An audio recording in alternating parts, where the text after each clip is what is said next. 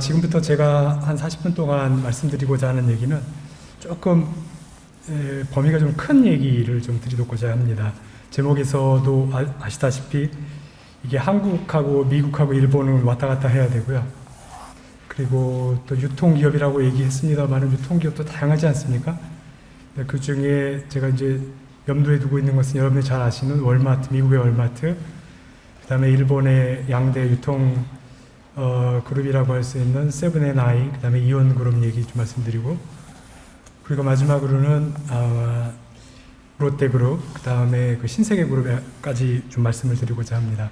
거기다 또 DX 기술까지 말씀드려야 되기 때문에 사실 이게 뭐 짧은 시간 안에 말씀드리긴 어려운 내용이지만 크게 머릿속에 이렇게 생각해 주시면 될 것 같습니다. 각 나라마다 플레이어들의 DX의 현황이 다르다라는 걸 아셨으면 좋겠고요. 그러면 두 번째 질문은 왜 다른가? Why라는 질문에 대해서 좀 답변을 드렸으면 좋겠고, 마지막으로는 그러면 현재 지금 현재 상황에서 우리가 중요하지 않습니까? 우리의 그 유통기업들은 과연 무엇이 문제이기 때문에 이 DX 하는데 애로사항이 있는지, 뭘 바꾸는 게 좋은지 하는 그런 이야기를 가지고 크게 한 세 흐름으로 말씀드려 보도록 하겠습니다. 초장표는 이 기술의 진화에 대해서 표시를 했는데요. 아까 그 몰입형 최근에 쇼핑 그 온라인의 변화에 대해서 말씀해 주신 부분인데요. 최근에 이런 AI에 의한 고객들의 분석이라든가 또는 AR, VR을 통한 어떤 변화라는 이노베이션이 한참입니다. 근데 제가 이 장표에서 말씀드리고 싶은 것은 이러한 흐름들이 최근에 발생한 것이 아니라 위에 따른 어떻게 보면 AI의 변화인데요. 이미 60년대부터 엑스퍼트 시스템이라는 게 있었고, 여러분 잘 아시는 제가 80년대 대학 다닐 때 퍼지 이론 같은 것들이 언급되었었고요. 최근에는 뭐 딥러닝 하고 있고, 그 다음에 데이터 마이닝이 중요하고, 심지어는 컴퓨터가 제가 말하고 있는 자연어를 처리하는 수준에까지 다다르고 있습니다. 그래서 이제 그것이 기초가 돼서 AR, MR, 뭐 포켓몬고를 가지고 여러분 뭐 강릉에 가서 이렇게 몬스터도 잡아보시고 이런 경험이 과거에 있었는데요. 근데 그런 AI의 변화의 저변에는 사실 밑에 디지털의 큰 변화가 흐름이 있었습니다. 80년대에 이미 다운사이징 얘기가 언급되었고, 무엇보다도 가장 컸던 건 90년대죠. 한 3, 40년 전에 인터넷 기술이 발전되었고, 최근에는 빅데이터라든가 또 IoT 그리고 클라우드 서비스 같은 것들이 기초가 돼서 큰 변화가 있습니다. 그러나 이러한 기술의 변화들이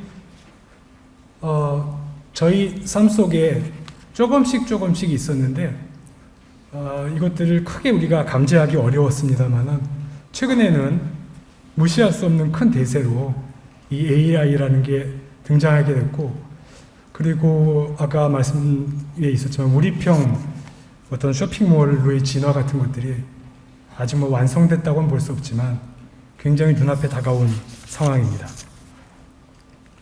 이러한 변화들 속에서 기업들이 가만히 있을 리가 없었죠. 지금까지 여러 가지 경제의 키워드들이 언급되어 왔습니다. 여러분 들어보셔서 아시겠지만 리엔지니어링이라는 단어가 있었고요. 그 다음에 일본에서 왔던 뭐 토요타 그룹에서 했던 이야기인데 카이젠이라는 게 있었고, 또 최근에는 리스트럭처링이라든가 여러 가지 어떤 변화 관리를 해야 된다, 혁신을 해야 된다, 이런 변화들의 이야기들이 언급되어 왔습니다.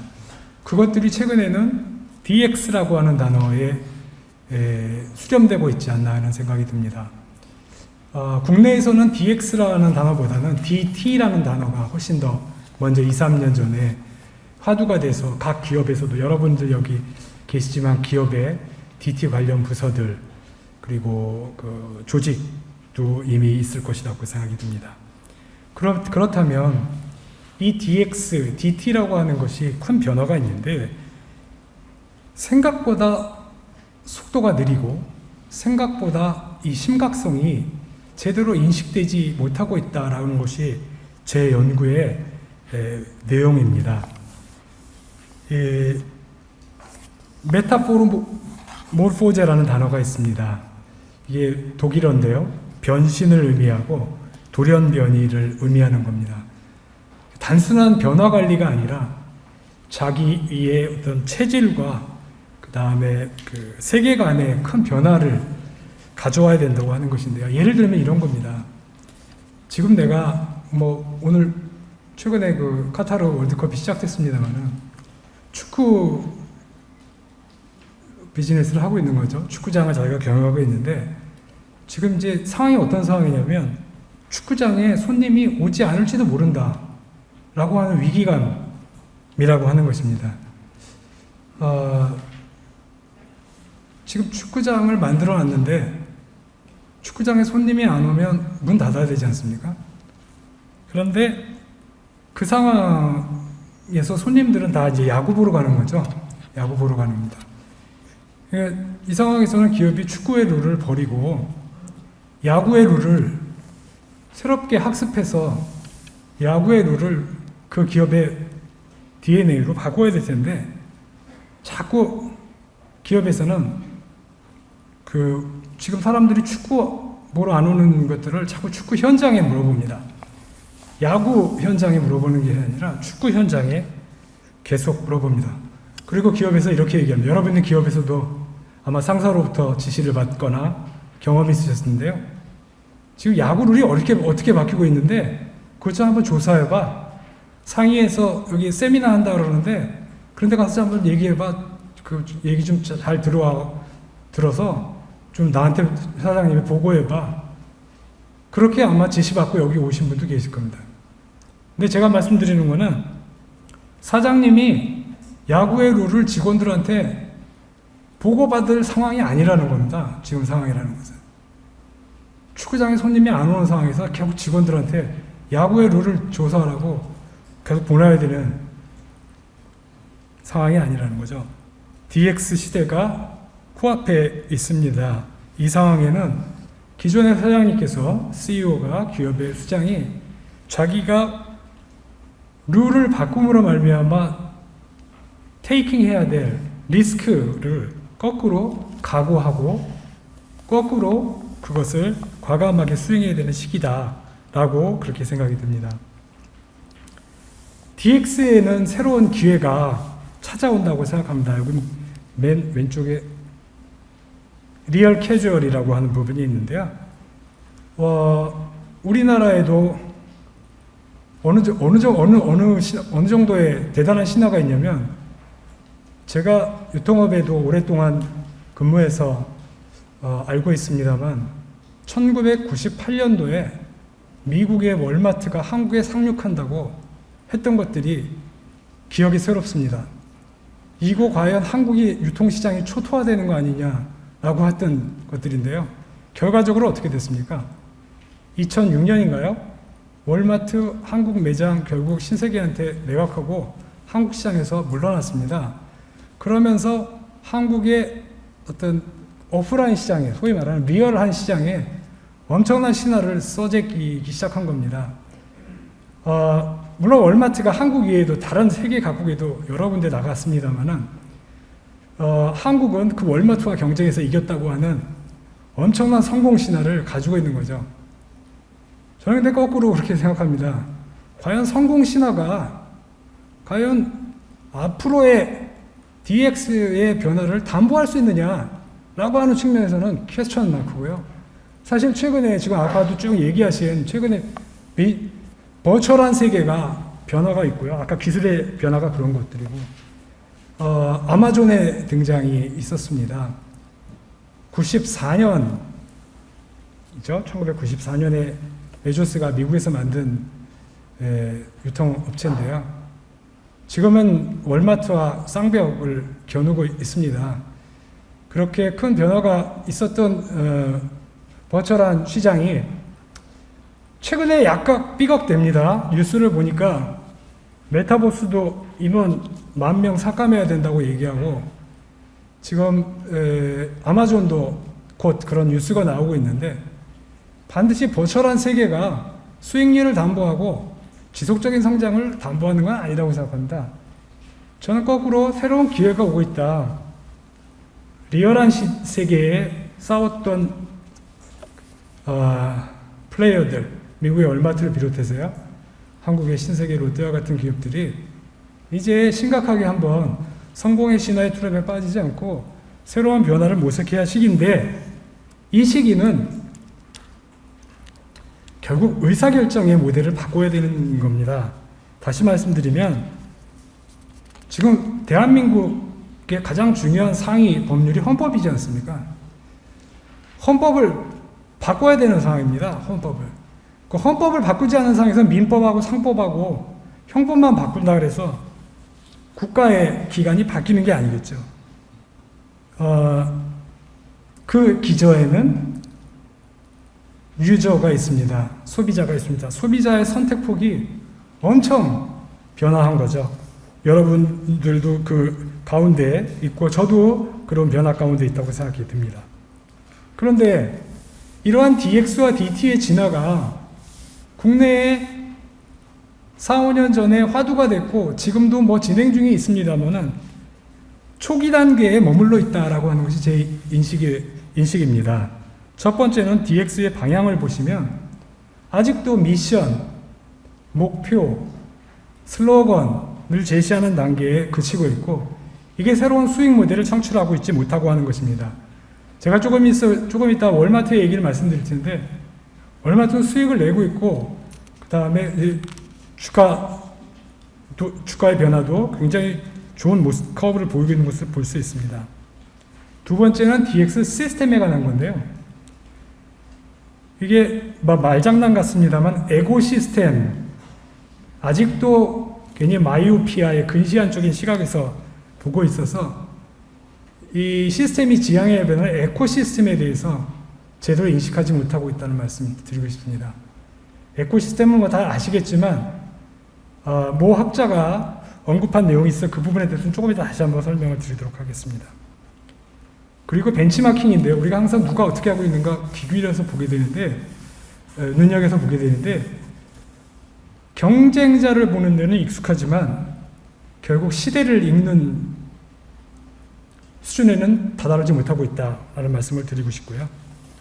그리고 무엇보다 중요한 것은 최고 경영자 C-레벨의 역할이라고 생각이 됩니다. 뭐 시스템을 바꾸고 IT를 바꾸고 뭐 기술 변화를 했지만 클라우드 시설을 늘려놨지만 결국은 CEO의 탑 레벨에서의 어떤 의지라든가 그런 어떤 변화의 정도가 제가 볼 때는 아직도 인텐션, 의도를 전달하는 수준에 그치고 있고 이것이 사실은 구도를 만들고 구조를 만드는 레벨로 가야 된다고 생각이 듭니다. 최근에 피보팅이라는 단어를 모 기업에서도 많이 쓰고 있습니다.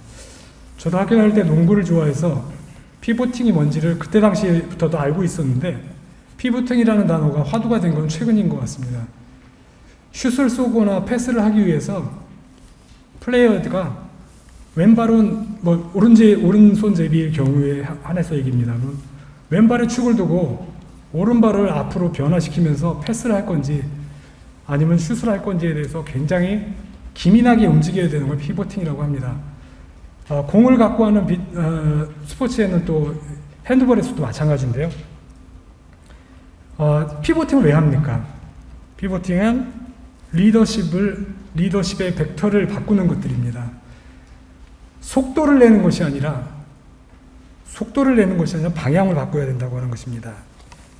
이를 위해서는 의사결정의 방식을 바꿔야 됩니다.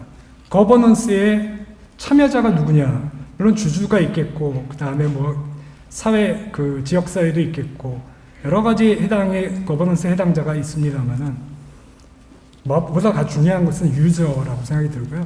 고객을 의식한 의사결정의 변화가 있어야 된다라는 생각이 듭니다. 또 하나는요, 조직 능력을 변화시켜야 되는데, 이게 과거와 같이 육체를 단련시켜서 어떤 근력을 늘리는 것의 문제가 아니라 우리 두뇌의 변화를 줘야 된다고 하는 것입니다. 이게 우리의 생각하는 역량이 어떻게 바뀝니까? 결국은 패러다임의 전환이라고 하는 것은 학습과 새로운 인식이 필요한데 이런 것들이 필요한 시기가 바로 지금의 상황이다라고 볼 수 있겠습니다. 지금부터 말씀드리는 내장표는 약간 딱딱할 수가 있습니다. 제가 이제 기업에서 오랫동안 근무하다가 최근에는 대학에 있기 때문에 학술적으로 어떤 컨셉들이 그 아카데믹한 세계에서 언급되고 있는가 봤더니 이 두 가지 책에 좀 주목하게 됩니다. 하나는 이 양손잡이 경영, 앰비덱스터러스 경영이라고 하는 것인데요. 사실은 이 책은 오래전에 나왔습니다. 2016년에 오일리와 투시만이라고 하는 사람이 얘기한 건데요. 이 사람이 그 당시 뭐라고 얘기했냐면 아까 제가 말씀드린 건데 성공의 신화, 성공의 트랩에서 벗어나는 것이 중요하다. 그렇게 얘기하고 있고 그것을 위해서는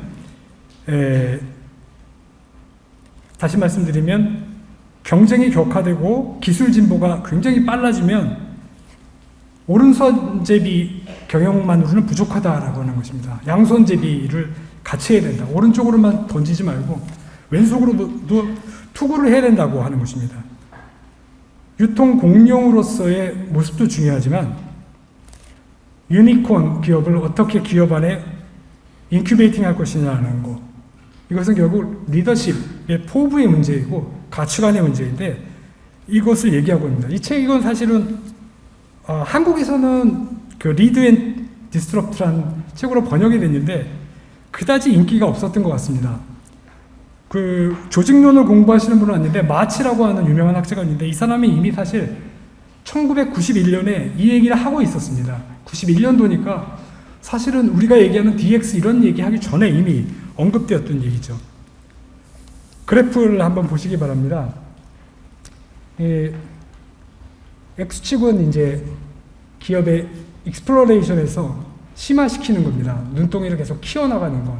쉽게 얘기하면 제가 몸담고 있는 롯데그룹에서 처음엔 백화점에서 시작했지만 마트를 했고요, 홈쇼핑 했고요, 온라인 했고요, 이러면서 계속 이것들을 키워나가는 그런 것들을 이 심화에 해당이 됩니다.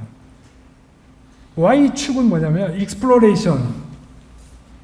돈이 될지는 모르겠지만 리스키하지만 한번 여기에 씨앗을 한번 뿌려볼 필요가 있지 않네 라고 하는 거죠. 밸류가 아주 작습니다. 그렇지만 씨앗을 뿌리는 거죠. 아마 10개 중에 9개는 실패할지도 모르는 그런 씨앗들입니다. 이 씨앗들이 키워서 커서 새로운 캐시카우를 위한 초기 눈덩이가 되는 것들입니다. 근데 이게 초기에 기업들이 성공할 때는 제가 아까 말씀드린 대로 월마트를 이기고 한국의 유통시장의 어떤 새로운 변화를 일으켰던 시기에는 이 원리가 잘 작용이 됩니다. 제가 기업에 있을 때도 마찬가지였고요. 그래서 이쪽에 Y축과 X축이 균형을 이룹니다. 여기 파란색 점선으로 표시지만 양쪽의 균형을 이뤄서 조금씩 키우다가 계속 이렇게 캐시카우를 만들어 나가는데 이게 기업이 계속 커지다 보면 공룡이 되어가면 성공의 트랩이 빠지다 보면 바이어스가 됩니다. 점선이 아니라 빨간색으로 움직이게 됩니다. 다시 말씀드리면 이쪽 탐색 기능에 투자하는 금액들부터 포함해서 기업의 인재도 그렇고 굉장히 과소하게 투자되고 과소하게 평가됩니다. 그럼 결국 여기에만 의존하게 되는 것인데요. 이게 시장이 안정적일 때는 문제가 없지만 제가 지금 말씀드린 대로 DT의 시대가 가속되는 시기에는 이 모델이 큰 문제가 있다고 하는 것을 양손잡이 경영이 필요하다고 이미 얘기했고요. 그분이 기업은 결국 심화만 필요한 것이 아니라 탐색이 필요하다라고 그렇게 얘기를 했습니다. 또 하나의 책인데 이 책은 최근에 나온 책입니다. 2021년도에 영문으로 나왔고 우리나라에도 한국어로 번역이 돼서 나온 책이라서 생각보다는 새로운 책인데요. 아마도 읽어보신 적 있으실지 모르겠습니다. 론 아드너라고 하는 분이 쓰신 책인데요. 제목을 보면 올바르게 승리하라 그래서 마치 무슨 윤리경영 얘기하는 것 같이 나오는 말씀, 그런 책 제목으로 잡혀져 있는데, 제가 볼 땐 책 제목 잠도 약간 미스하지 않았나 하는 생각이 드는 책인데요. 이 책은 사실 뭘 얘기하고 있냐면, 새로운 가치를, DX 시대에 새로운 가치를 창출하기 위해서는, 아까 사실은 김명구 전무님께서 얘기하신 겁니다. 영역이 파괴되고 있는 거거든요. 그러니까 리테일 안에서도 영역이 파괴되고 있고, 다양한 영역의 파괴가 이루어지는 시기에 지금 어디에서 내가 매입을 할 것인가, 내가 어디에서 물건을 사서 어디에 팔 것인가 하는 과거의 어떤 파이프라인식의 사고방식으로는 문제를 해결할 수 없다는 겁니다. 이분이 얘기하시는 것은 파트너와 연계해야 된다고 그렇게 얘기합니다. 여기서 파트너라고 하는 것은 정말 그야말로 다양한 이해관계자를 염두에 두셔야 되는데, 특히 중요한 것은 엔드 유저, 다시 한번 고객에 있어서 중요한 파트너가 누구냐 하는 것입니다. 이 부분에서 사고하기 위해서는 기존의 과거에 우리가 업태를 기준으로, 아마 저희 이번에 세미나도 이게 항상 제가 알기로는 유통산업이라는 게 세미나 앞대가리에 들어가는데, 그 모두에 들어가는데, 사실은 유통산업의 유통자를 아마 바꿔야 될지도 모르는 상황이라고 생각이 듭니다. 그렇다면 이 시점에서는 단순히 어떤 자기의 경쟁자하고의 싸움을 하다 보면 결국 자기의 비즈니스 모델은 커머디티화 된다고 하는 것입니다. 과거에 지금 사실 그 숫자적으로도 나오고 있는 것들인데요. 자, 그러면 어떻게 해야 되냐? 결국은 업계가 지향하는 한계를 뛰어넘어서 어떤 그 자신의 능력, 자신의 한계를 재확인하고 조그마지만 작지만 MVE를 만들어 나가는 것입니다. 미니멀하게 고객들의 경험, 익스피리언스를 만들어 나가는 노력들, 이런 것들이 중요하다는 얘기를 가지고 언급한 책이 되겠습니다. 알드나의 책인데요. 근데 이 책이 사실은 굉장히 좋은 얘기를 하나 하고 있습니다. 이 부분이 이 저자가 얘기하는 것 중에 하나가 뭐냐면, 이게 파란색이 이제 과거의 가치입니다. 옛날 가치. 우리를 얘기하면, 우리의 흔하게 얘기하면 지금 한국의 뭐 마트라고 한번 해봅시다. 그냥 마트. 그런데 지금 빨간 점선의 가치는 새로운 가치입니다. 뭐 쿠팡이 될 수도 있고요. 미국의 예를 들자면 뭐 아마존이 될 수가 있습니다. 그런데 이게 가치가 점점 이제 Y축은 올라가고 어느 시점에서 변혁이 일어나냐면, 디스럽션이 일어나냐면, 여기 점선 X와 점선 빨간 선과 파란 선이 만나는 요 A 시점에서 타이밍 DT가 일어난다고 하는 것입니다. 디스럽션이 일어나서 큰 변화가 일어나는데, 이게 재미난 거는 이 시점에서 일어날 DT가 시간이 지연된다고 하는 것입니다. 제가 이제 결론부터 말씀드리면, 월마트 같은 경우는 굉장히 빠른 시기에 DT가 진행이 됐는데, 일본의 세븐앤아이나 그리고 또 이온그룹, 그 다음에 한국의 롯데그룹이나 신세계는 굉장히 늦어지고 있거든요. 이게 왜 늦어지는가? 라고 얘기하면서, 이 빨간 선이 오른쪽으로 변화한다고 해요. 신가치가 오른쪽으로 변화한다고 하는 겁니다. 신가치가 오른쪽으로 변화한다는 얘기는 뭐냐면, 새로운 패러다임의 변화가 있음에도 불구하고 아직 시간의 여유가 있다고 하는 것입니다. 다시 얘기하면 고객들이 아직 온라인에서 구매 비율이 낮다든가, 또는 뭐 어떤 겁니까? 예를 들어서 테슬라 같은 경우에 자율운행, 자율주행 같은 시스템 기술이 생겨나고 있습니다만은, 아직 어떤 보험 문제를 어떻게 해결할 것인가, 아니면 뭐 법률적인 문제를 어떻게, 사고가 나면 어떻게 할 것인가, 이런 문제들이 아직 사회적인 시스템들이, 인프라가 아직 안 이루어져서 코어 이노베이션이 아직 안 일어나고 있는 상황, 이런 것들이 있으면 이게 빨간 실선으로 움직이기 때문에 DT의 속도가 A점에서 B점으로 시간이 늘어난다고 하는, 빨리 안 이루어진다고 하는.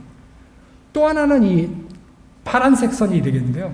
파란색 선은 제가 아까 이게 그런데 마트를 하다가 마트의 가치를 높이기 위해서 보통 어떻게 합니까? 다점화를 하기도 하고, 리모델링을 하기도 하고, 그래서 이게 마트 그 자체의 비즈니스 모델을 굉장히 올리려고 합니다. 상향시키려고 합니다. 그러면 이게 파란색 실선으로 가는데 그래도 A점에서 C점으로 이 타이밍이 늦춰진다고 하는 것입니다.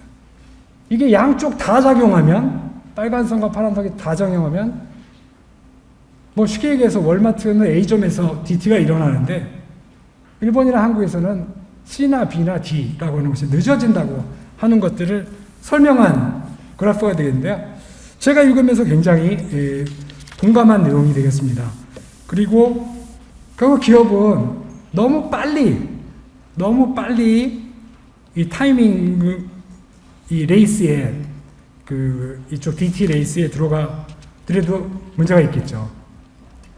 왜냐하면 투자한 이익들이 거품이 될 수 있습니다. 그러나 너무 늦게 들어갔을 경우는 또 어떻게 될까요? 기업의 포지션을 잃어버리는 그런 결과를 초래할 수 있다고 하는 것입니다.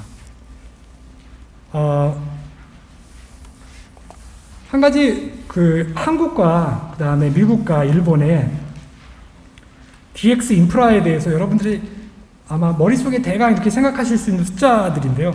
제가 직접 찾아보니까 거의 얼추 이렇게 나오더라고요. 전체 소매 매출에서 EC가 차지하는 비중 어느 나라가 가장 클 것 같습니까? 한국이 가장 높고요. 미국이 13%대, 그다음에 일본은 미국보다 낮아서 8.8%. 그 밑에 있는 숫자하고도 관련이 있는데요. 여기 고령화 숫자가 있습니다. 하나, 일본은 나이 드신 분들이 많습니다. 제가 일본에서 지금 대학에서 학생들 가르치고 있는데 텔레비를 틀면 텔레비에서 나오는 어떤 광고 상품들이요. 노인들을 위한 상품들이 많습니다. 그러다 보니까 온라인으로 구매하는 비율이 굉장히 낮죠. 대신 한국하고 미국은 비슷하게 17%에서 16%가 되겠습니다. 또 하나 이게 온라인 구매를 늘리기 위해서는 이 캐시레스 카드를 써서 결제하는 비중이 되겠네요. 현금 안 쓰는 비율인데요. 이 부분은 현금 안 쓰는 비율이 한국은 무려 95%나 되고요. 미국은 한 50%를 약간 밑돌고 있고 일본은 30%밖에 안 되는 것을 알 수 있습니다. 그러니까 일본 분들은 별로 현금을 사용하고 온라인에서 안 구매하고 이런 상황이라는 것을 이해하실 수 있겠고 그 상황에서 이온그룹이나 세븐앤아이가 어떤 식의 DT를 수행할 것인가 당연히 속도가 늦어질 수밖에 없겠죠. 그 말씀을 좀 드리고 싶고요. 또 한 가지 추가하고 싶은 것은 이 검색이 굉장히 중요한데요. 검색이 굉장히 중요한데 검색 비율을 보면 한국 같은 경우는 네이버의 비율이 굉장히 높아서 한국의 온라인에서 네이버의 위상이 굉장히 크고 그 다음에 기존에 제가 말씀드렸던 오프라인 중심의 유통기업들에게 끼치는 압박도 굉장히 큰 것으로 이렇게 알고 있습니다.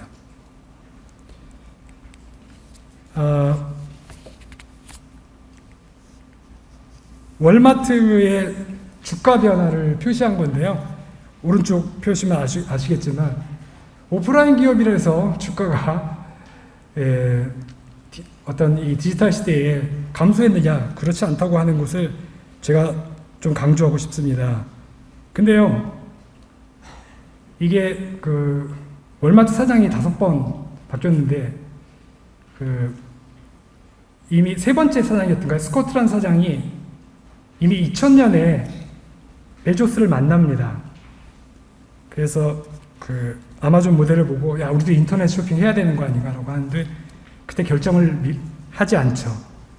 근데 그 이후에 어떤 변화가 있었냐 월마트에 2012년에 페나게 프로젝트를 시작합니다. 그러면서 코스믹스라고 하는 회사를 인수하고요. M&A 하고요. 그러면서 기술 인재들을 대거 끌어들입니다.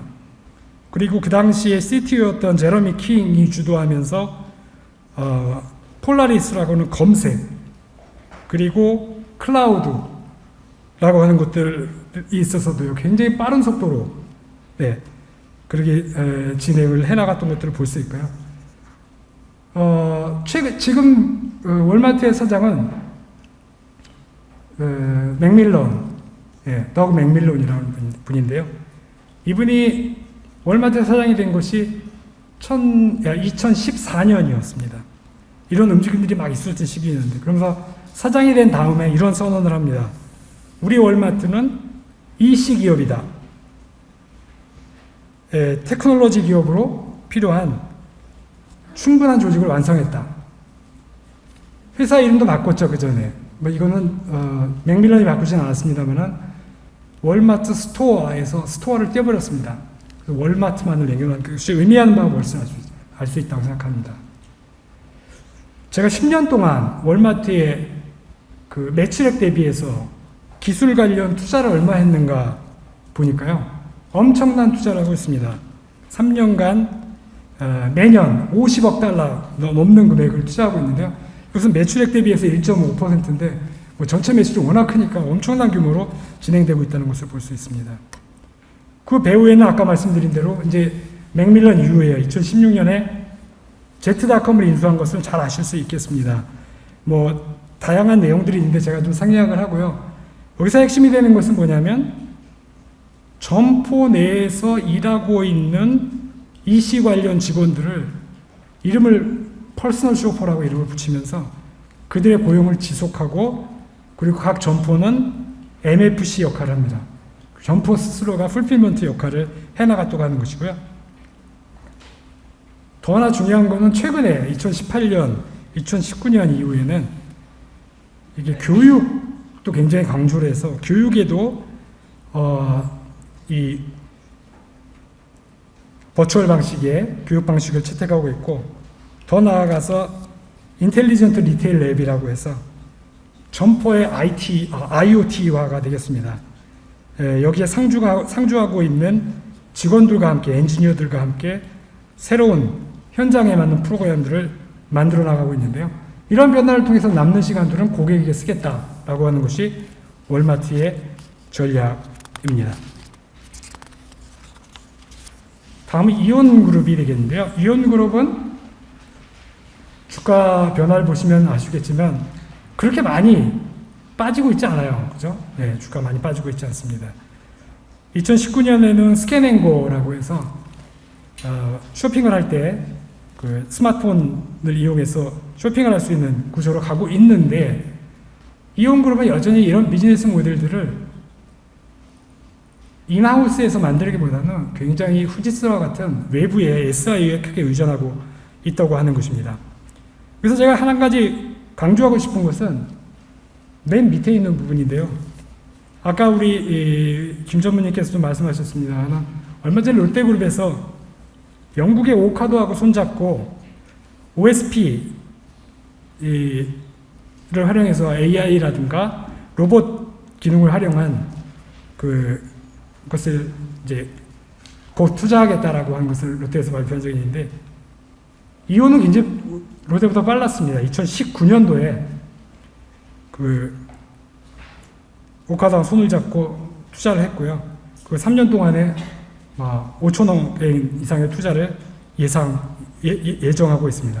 다시 얘기하면 우리보다 좀 빠르게 움직였던 부분들을 아실 수 있겠습니다.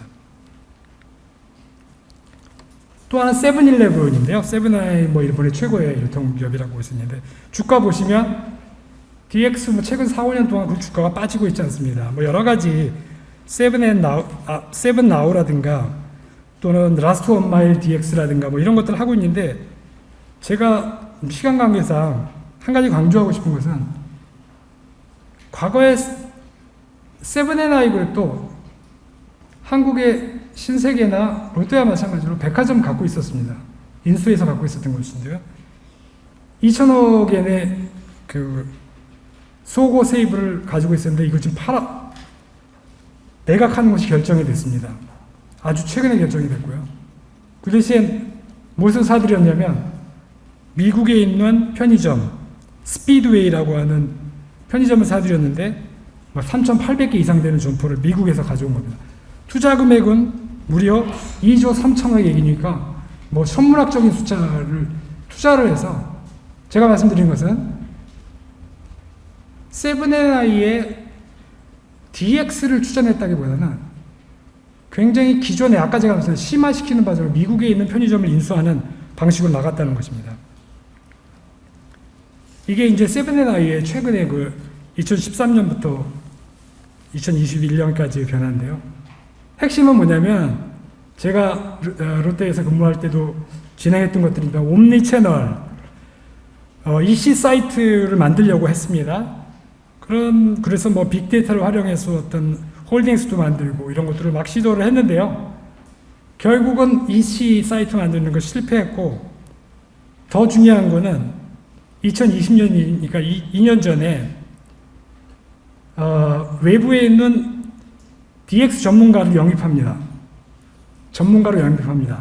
본부장으로 영입해요. Y 본부장으로 영입하는데 2년 안에 어떤 문제가 발생하냐면, 이분이 와갖고 새로운 이제 변화를 하기 위해서 엔지니어들이라든가 IT 전문가들을 영입을 하는데 금방 수익이 안 나오지 않습니까? 그러니까 바로 잘라버렸습니다. 그래서 어떻게 보면 세븐앤아이의 전략은 DX로 가다가 절음발이가 돼버렸고, 결국 미국에 있는 편의점을 인수하는 방식으로 가버렸다라고 할 수 있겠습니다. 다음은 신세계와 롯데인데요. 이거 국내 기업들을 언급하기 참 어렵습니다만, 롯데나 신세계나 동일하게, 그래서 이마트하고 그 다음에 롯데 쇼핑의 주가를 표시한 것인데 아주 안 좋은 숫자를 보여주고 있습니다. 신세계그룹 잘 아시다시피 2018년부터 크게 움직이기 시작해서 온오프 통합하고, 또 이마트 대표로 아주 외부에서 영입하고, 그 다음에 CTO로 아마 제가 알기에는 SK텔레콤 출신으로 모셔오고 하면서 큰 변화들을 가져가고 있고, 이베이 코리아를 인수하면서 3조 6천억 원 이상의 투자를 하면서 가져가고 있습니다. 신세계 유니버스를 지향하고 큰 움직임을 보이고 있습니다만은, 아직은 그런 상황에 그치고 있다고 볼 수 있겠고요. 롯데그룹 주가 보시는 마찬가지로 이마트와 그렇게 다르지 않고요. 2010 코로나19 이후에 DT를 강조한 그 회장님의 지시로 롯데 내에 큰 변화가 있는 것으로 알고 있습니다. 디지털 풀필먼트 스토어도 오픈했고요. 그리고 아마 유통군의 그 헤드쿼터인 분을 P&G 출신의 베테랑을 영입하고, 그 다음에 뭐 CTO로서 이베이 코리아 분을 영입하고 하는 그런 부분들이 있는 것들이 사실입니다. 그러나 아까 제가 말씀드린 대로 영국 오카도하고의 손잡는 파트너십도 이제 막 시작한 상황. 일본에서는 2018년이니까요. 벌써 4년 전에 그런 것도 준비해왔는데 우리는 아직도 그런 면에서 다소 미흡하지 않나 하는 생각이 듭니다. 이것들을 쭉 표시를 이렇게 해보면요. 인프라는 한국이 강한데 미국은 투자를 더 많이 하고 크게 하고 있고, 리더십을 보니까 미국은 굉장히 강력한 리더십을 가지고 진행하고 있는데 일본이나 한국은 거의 못 미친다라는 것입니다. 물론 유전자를 이게 해야 된다고 하는 그런 어떤 당위성만 갖고 DX가 이루어지는 게 아니지 않습니까?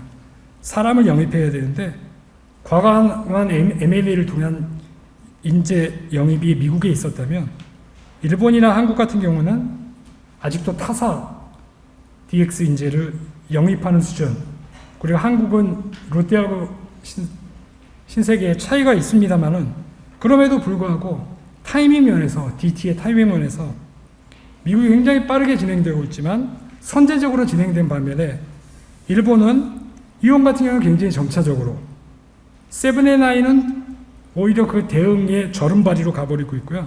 한국 같은 경우는 제가 볼 때 유통 공룡들의 움직임이 더디었기 때문에 쿠팡을 비롯한 국내 온라인 플레이어들이 사실은 더 빨리 움직일 수 있었고, 지금 사실 실기한 상황에 가깝다고 생각이 됩니다. 지금 속도를 내서 대응하고 있지만 그런 변화들이 어떤 중요한 시기에 직면하고 있다고 볼 수 있겠습니다. 제 얘기의 가장 중요한 포인트를 마지막 한 가지 말씀드리고 제 얘기를 정리하고자 합니다. 유통기업이 있다 보니까 여러분 영업도 중요하고 마케팅도 중요하고 뭐 IT도 중요하고 다 중요하더라고요.